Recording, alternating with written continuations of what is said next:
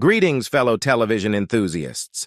Today, we embark on a journey through the glamorous world of sitcom stardom, only to uncover a surprising and often heartbreaking twist at the end of the fame-filled path. In this exploration of the highs and lows of celebrity life, we'll delve into the lives of 10 beloved sitcom actors who, despite bringing laughter and joy to our screens, face financial hardships in their later years. Let's discover who these 10 actors are. Ralph Carter. Ralph Carter, born on May 30th, 1961 in New York City, began his Broadway career at the young age of 9, starring in the musical The Me Nobody Knows. After roles in Tough to Get Help, Dude, and Via Galactica, he secured his breakthrough as Travis Younger in Raisin. This role earned him the 1973 Drama Desk Award for Most Promising Performer, the 1974 Theatre World Award, and a nomination for the 1974 Tony Award for Best Featured Actor in a Musical. At the time, Norman Lear was experiencing great success with shows like All in the Family, Sanford and Son, and Maude. He developed Good Times as a spin-off centered on Maude's housekeeper, Florida Evans, and her husband, Henry, later renamed James. Thanks to Carter's success in Raisin, Lear bought out the remainder of his Broadway contract to cast him as Michael, the youngest son of James and Florida, making him the first original character in Good Times. In 1975, Carter recorded an album titled Young and in Love, featuring a cover of Ruby and the Romantics' 1964 hit When You're Young and in Love, which he performed on Soul Train. This track, along with Extra Extra, Read All About It, reached number 10 and number 12 on the charts, respectively. He later released a single called Get It Right in 1985. In 2005, Carter was part of the cast of Ain't Supposed to Die a Natural Death for the Classical Theater of Harlem Company. Ralph Carter, along with his wife River and their children, has found a peaceful haven in the bustling streets of New York City. Despite the fast pace of urban life, they find comfort and joy in each other's company, turning their home into a sanctuary of warmth and happiness. Carter gracefully balances the complexities of family life, cherishing the deep bonds they share and valuing every precious moment together. While he is known for his dazzling performances on stage and screen, Carter has always maintained a private life, choosing to remain out of the public eye despite his fame. Ralph Carter's net worth in 2024 is estimated to be around $1 million. Teddy Wilson.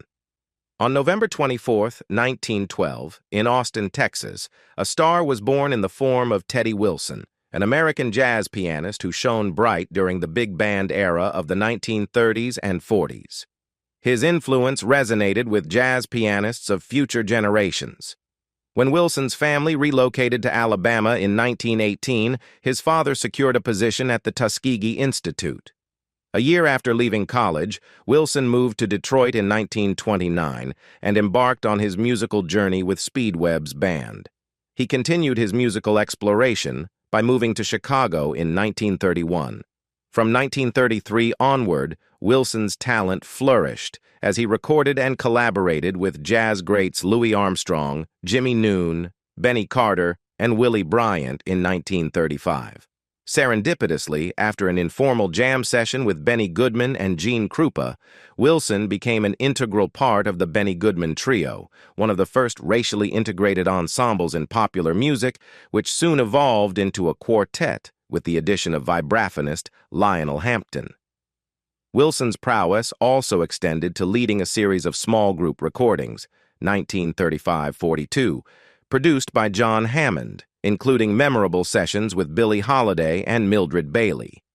In 1939, Wilson formed his own big band, but it disbanded in 1940, leading him to focus on small group work.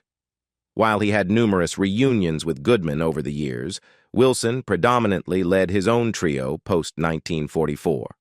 He wore multiple hats, teaching at the Juilliard School, 1945-52, and working on radio shows, 1946-55, while also making appearances in big band nostalgia shows. He even graced the silver screen in the 1955 film The Benny Goodman Story. Wilson made his home in the suburban hills of Hillsdale, New Jersey. He had 3 marriages, one of which was to the songwriter Irene Kitchings. His passion for music kept him actively performing as a soloist and with various groups until his later years, including leading a trio with his sons, Theodore Wilson on bass and Stephen Wilson on drums. Berklee College of Music honored Wilson with an honorary doctorate of music in 1979. On July 31, 1986, Wilson passed away from stomach cancer in New Britain, Connecticut, leaving behind a rich musical legacy at the age of 73. Charell Brown. Charnelle Ann Brown, born on October 30, 1960, in East Hampton, New York, USA, is a multifaceted talent as an actress, producer, fashion designer, and singer.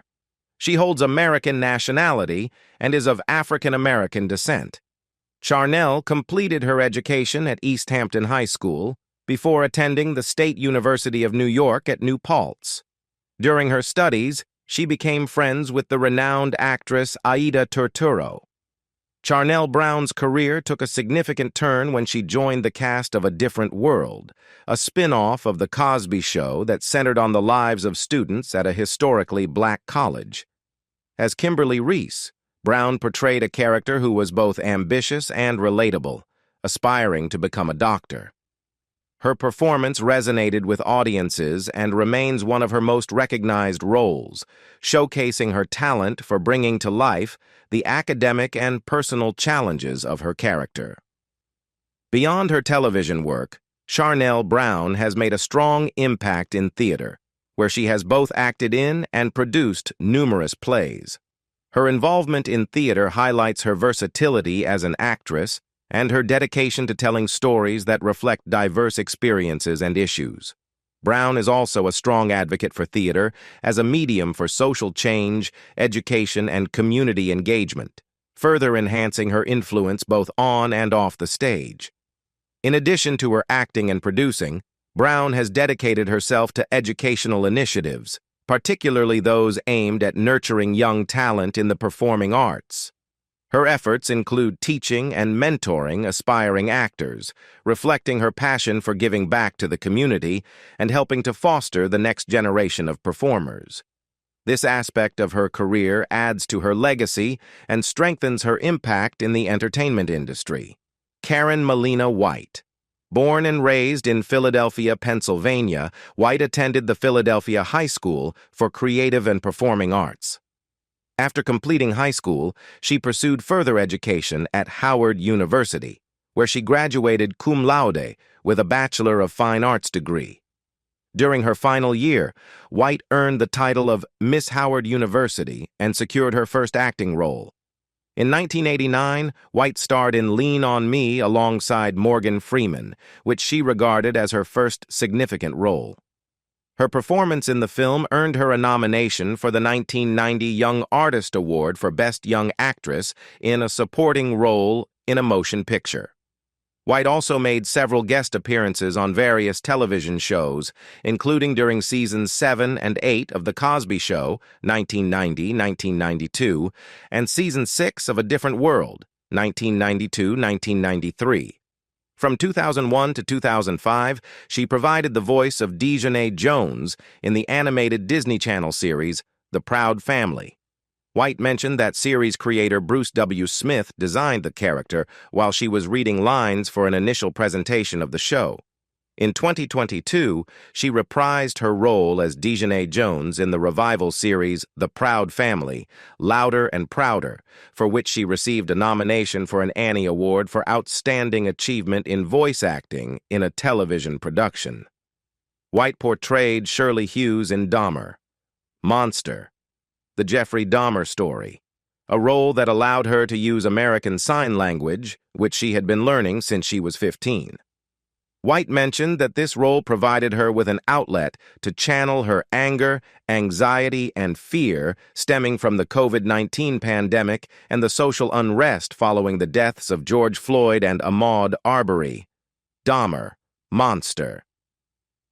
The Jeffrey Dahmer story became Netflix's second most-watched series of all time. White was also a guest speaker in the online acting class, Mastering the Business of Acting, a program designed to teach acting students the business aspects of the industry. In 2023, White appeared in a FanDuel commercial alongside former American football player Rob Gronkowski. White has never married and does not have children. She remarked, "I'm not married. People probably started saying that because we were in a relationship for 7.5 years." In 2024, Karen Molina White's net worth stands at $1 million. Darius McCra. Born on May 1, 1976, in Walnut, California, McCra began his acting career as a child, making his film debut in the 1987 comedy Big Shots. He also made guest appearances on television and had a role in the 1988 film Mississippi Burning before securing the part of Eddie Winslow on Family Matters the following year. After Family Matters concluded in 1998, McCra co-starred in the short-lived UPN series Freedom. In 2000, he played the lead role of Tommy in the Christian drama Something to Sing About, produced by the Billy Graham Evangelistic Association. In 2001, he appeared alongside Robert De Niro in 15 Minutes and in Kingdom Come with Whoopi Goldberg. In April and May 2006, McCra reunited with his Family Matters co-star Kelly Shaneen Williams for 2 episodes of UPN's Eve, where he played Jamal. In 2007, he voiced Jazz in the movie Transformers, and in 2009, he voiced Tarix in Bionicle, The Legend Reborn. He also appeared in Next Day Air, Saw 6, and in national stage productions such as The Maintenance Man. In December 2009, McCra joined the cast of CBS's daytime drama The Young and the Restless, portraying Malcolm Winters, a role originally played by Shamar Moore. He was joined on the series by his former Family Matters co-star Bryton James, but left the show in October 2011. That same year, he released his first album.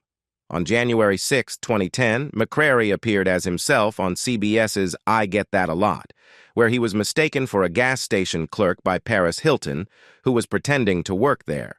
When Hilton asked for his autograph and revealed her true identity, McCra initially thought she was performing community service.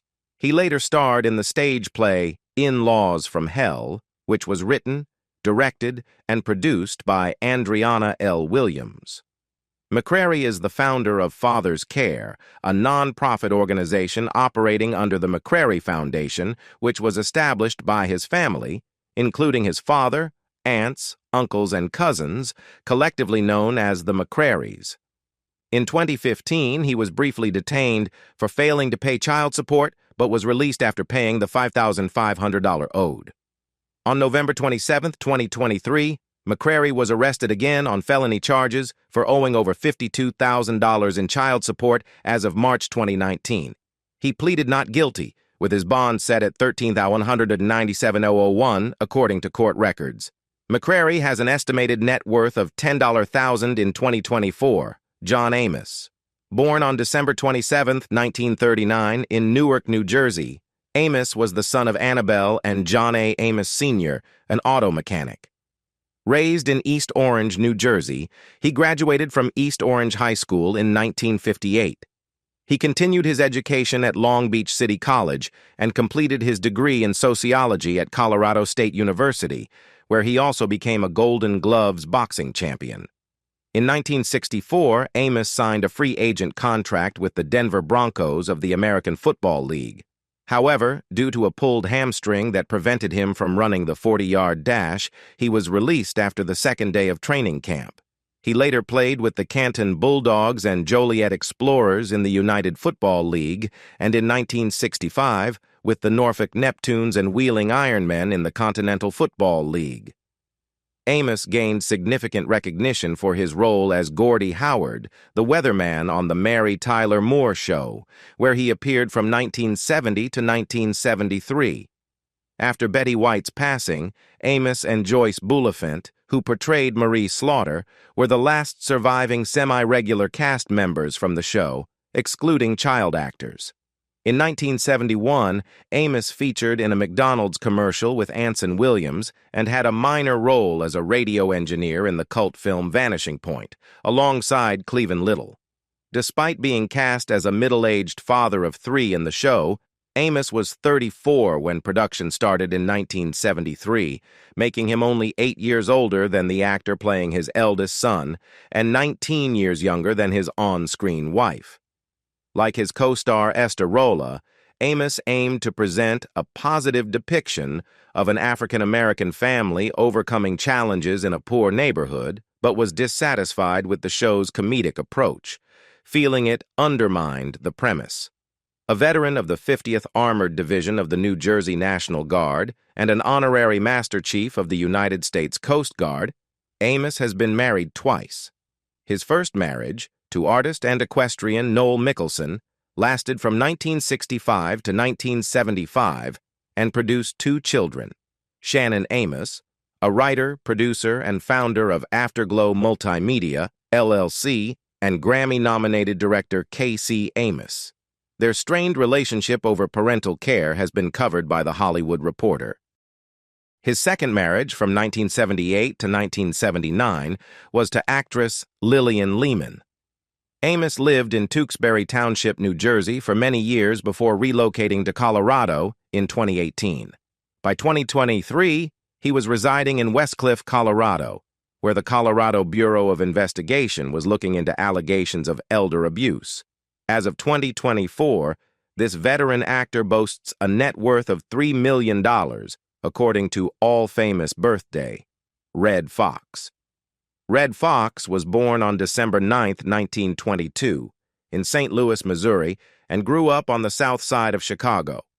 Foxx gained significant fame for his role in the television sitcom Sanford and Son, which was an adaptation of the BBC series Steptoe and Son.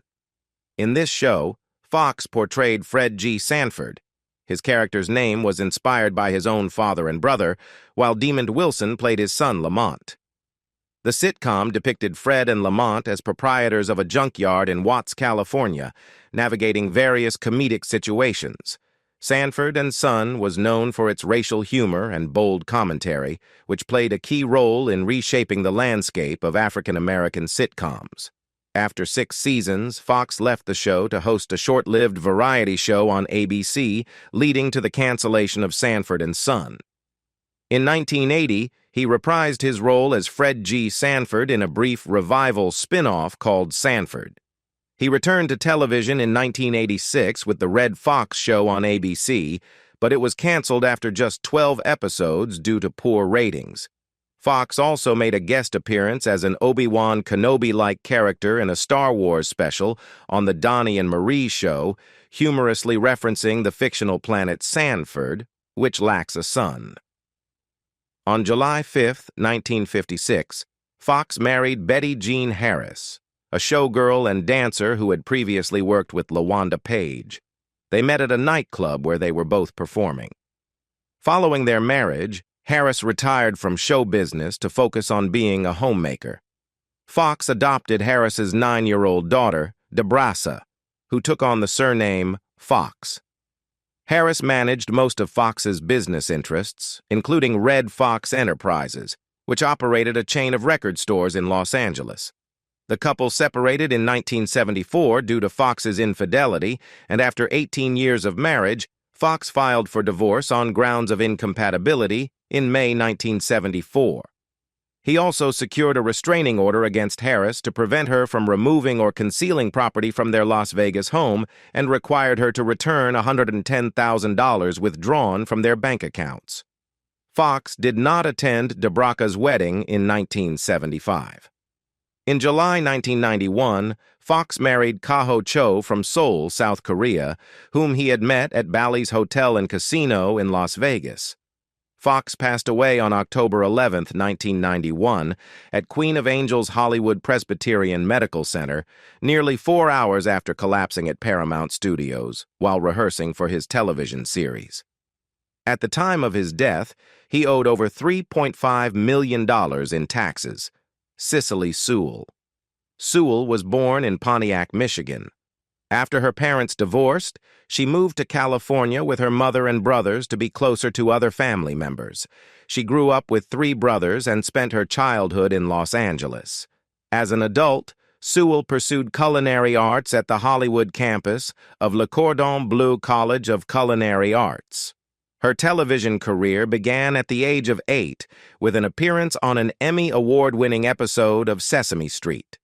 She played young Aisha in the 2-part Rangers Back in Time episode from Season 2 of Mighty Morphin Power Rangers, and also appeared in the 10-part miniseries Mighty Morphin Alien Rangers. In 1998, she starred as young Diana in the popular miniseries Mama Flora's Family and portrayed Angela Bassett's niece in How Stella Got Her Groove Back. For 4 seasons, Sewell played Spirit Jones, the best friend of Brianna Barnes, on the sitcom One-on-One. However, her character was written out of the series on June 20, 2005, just 9 episodes short of syndication.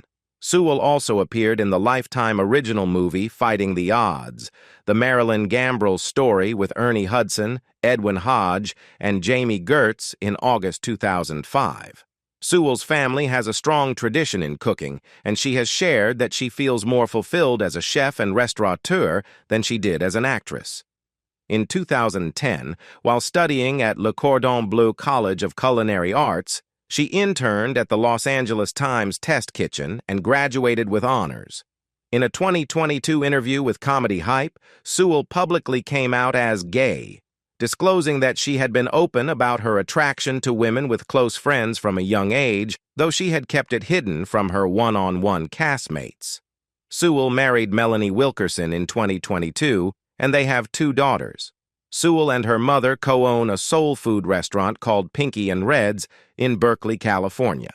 In late 2019, she began working as the chef at Colors, a prominent restaurant in New York City. Sinbad. Sinbad, the celebrated comedian and actor, entered the world on November 10, 1956, in Benton Harbor, Michigan, as David Adkins, the son of Louise and Dr. Donald Beckley Adkins Sr., a Baptist minister. With 5 siblings, including Donna, Dorothea, Mark, Michael, and Donald Jr., he embarked on a journey that would captivate audiences worldwide. Sinbad's paternal grandmother added a touch of Irish heritage to the mix. Educated at Benton Harbor High School, from which he graduated in 1974, he then ventured to the University of Denver, where he left his mark on the basketball court from 1974 to 1978. In pursuit of a unique identity in the entertainment industry, he adopted the professional name Sinbad, inspired by the legendary Sinbad the Sailor. This choice proved to be a wise one, as he sailed smoothly through the competition on Star Search, besting fellow comedian Dennis Miller and reaching the finals before conceding victory to John Kassir. Soon, Sinbad found himself aboard The Red Fox Show, a short-lived sitcom voyage portraying Byron Lightfoot. The year 1987 marked a turning point when Sinbad joined the crew of A Different World, a spin-off of the beloved Cosby Show, focusing on Lisa Bonet's character, Denise Huxtable. Interestingly, Sinbad had already made waves on The Cosby Show with a guest appearance as car salesman Davis Surrett. While Bonet's stay on A Different World lasted only a season, Sinbad navigated his character, Coach Walter Oakes, with skill and charm from 1988 to 1991. Coach Walter's story took a romantic turn when he fell in love with Jaleesa Vinson, played by Dawn Lewis. Their on-screen relationship blossomed, leading to an engagement that ultimately dissolved due to differing life perspectives. Beyond his comedic prowess, Sinbad has a long association with Apple and its products, frequently appearing at Apple events and promoting their innovations. He has been a notable presence at Macworld and WWDC shows, sharing his enthusiasm with fans. In January 2011, Sinbad stood as the celebrity speaker at Macworld Expo 2011, continuing his connection with the tech giant. On a personal note, Sinbad married Meredith Fuller in 1985, and they sailed through parenthood with 2 children. Their journey encountered a storm in 1992, leading to a divorce, but love prevailed and they remarried in 2002.